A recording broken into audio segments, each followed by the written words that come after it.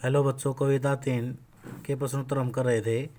Fourth प्रश्न देखिए, कविता और बच्चे को समानांतर रखने के क्या कारण हो सकते हैं। इसका उत्तर देखिए, कविता और बच्चे को समानांतर रखने का कारण यह है कि कविता की कोई सीमा नहीं होती, क्योंकि कविता में भावनाओं के पंख लगे होते हैं। इस प्रकार बच्चों के खेल में भी कोई सीमा नहीं होती, वे कहीं भी खेलने लग जाते हैं। उन्हें अपने पराये की कोई समझ नहीं होती। बच्चों के सपने कविता के समान असीम होते हैं। उनके लिए संपूर्ण पृथ्वी एक घर के समान है।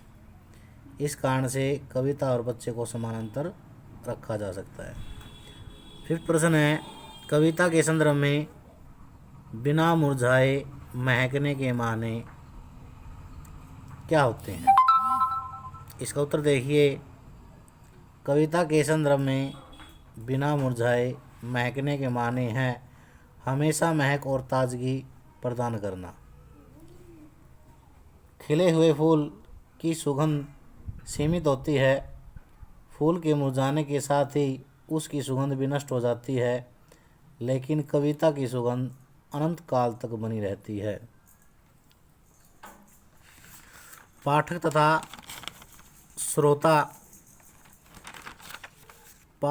श्रोता कविता के भाव का रस प्राप्त करते हैं। जब भी कविता को पढ़ते हैं तो उनको भाव रूपी रस प्राप्त होता रहता है। अब इसी का पार्ट है कविता बात सीधी थी पर उसका फर्स्ट प्रश्न देखिए, भाषा को सहूलियत से बरतने का क्या अभिप्राय। इंपॉर्टेंट प्रश्न है।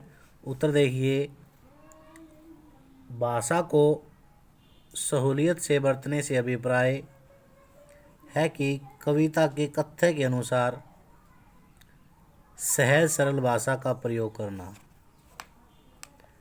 ऐसा करने में किसी मेहनत की आवश्यकता नहीं पड़ती। हमें कथ्य का अर्थ है विषय वस्तु। हमें कथ्य को स्पष्ट करने के लिए भाषा के कठिन शब्दों या शब्दावली का प्रयोग नहीं करना चाहिए। अपनी भावनाओं को व्यक्त करने के लिए हमें सरल, सहज और सबको समझ में आने वाली भाषा का प्रयोग करना चाहिए, जिससे कवि की भावनाओं को सहज स्पष्ट रूप में समझा जा सके। तो ये जो प्रश्न हैं इनको अच्छी प्रकार से याद करना और अपनी साफ कॉपी में लिखना।